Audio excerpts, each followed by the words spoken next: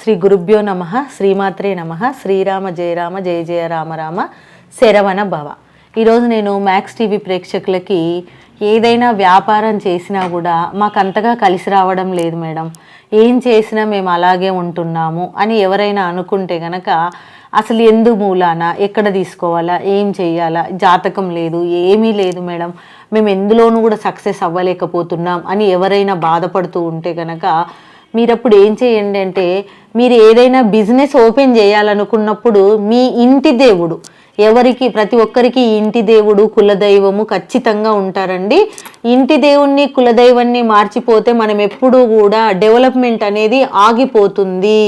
కాబట్టి ఇంటి దేవుణ్ణి కులదైవంని ఎంత ఎత్తుకెదిగినా కూడా మనం ఎప్పుడూ కూడా మర్చిపోవద్దండి. ఇంటి దేవుణ్ణి కులదైవంని ప్రార్థన చేసి వీలైతే మీరు పెట్టే బిజినెస్కి వాళ్ళ పేరుతో కలిసిన అంటే పేరు వచ్చేలాగా, ఏది వెంకటేశ్వర స్వామి ఉంటే వెంకటేశ్వర స్వామి, ఎవరైనా సరే. మాకు తెలియదు మేడం కులదైవం ఎవరున్నారంటే మీ పెద్దవాళ్ళని అడగండి. కులదైవం మీ కులానికి అంతటికి కలిపి ఒక దైవము, మీ ఇంటికి ఒక దేవుడు అనే వాళ్ళు ఉంటారు, వాళ్ళని ఖచ్చితంగా అడగండి. వాళ్ళకి మొక్క దండం పెట్టకుండా ఏ పని ప్రారంభించొద్దండి. మీరు చిన్నగా బయటికి వెళ్ళి ఏదైనా చేసుకోవాలనుకున్నా కూడా మీ కులదైవము తర్వాత మీ ఇంటి దేవుడు మీ ఇష్టదైవము. ఇష్టదైవం అంటే అది సపరేట్ అయిపోతుంది, మీ ఇష్టం ఎవరినైనా ముట్టుకోవచ్చు. కానీ కులదైవము ఇంటి దేవుడు మాత్రం పెద్దలు చెప్పిన వాళ్ళని పూజించాలండి.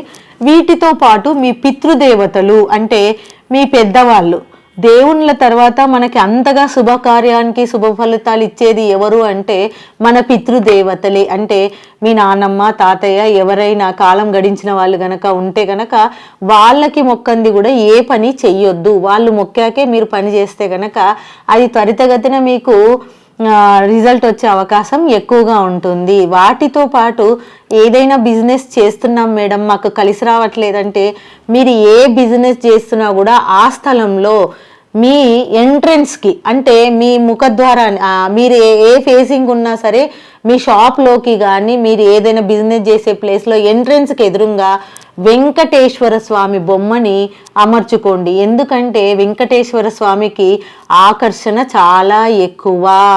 ఇదే ఇళ్లలో డోర్కి ఎదురుగా పెడితే గనక చుట్టాలు ఎక్కువ వస్తారండి.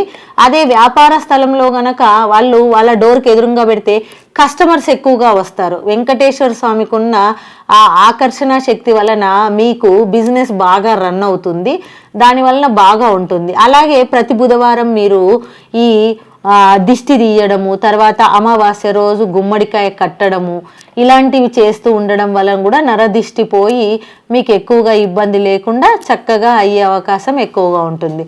ఒకవేళ ఈశాన్య భాగంలో ఒక గ్లాసు పాత్రలో ఉప్పు కూడా పోసించడం వలన కూడా షాపుకి వచ్చే వాళ్ళ కళ్ళు నరదిష్టి ఏమైనా ఉన్నా కూడా రాక్ సాల్ట్ ఉప్పు కానీ లేదంటే మన గల్లు ఉప్పు కానీ పెట్టడం మూలాన అక్కడ ఆ నెగిటివ్ ఎనర్జీ అంతా తీసుకొని మళ్ళీ దాన్ని చేస్తుంది. దాన్ని ప్రతి శనివారం మీరు మారుస్తూ ఉండడం వల్ల ఇంకా షాప్ వృద్ధిలోకి వచ్చే అవకాశం ఎక్కువగా ఉందండి.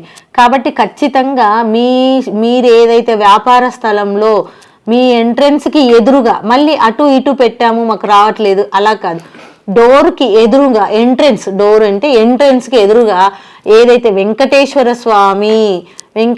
స్వామి ఫోటో గనక పెట్టుకున్నట్టయితే మీకు ఆకర్షణ అంటే కస్టమర్స్ ఎక్కువగా ఆకర్షితులయ్యి వ్యాపారం వృద్ధిలోకి వచ్చే అవకాశం చాలా ఎక్కువగా ఉంది.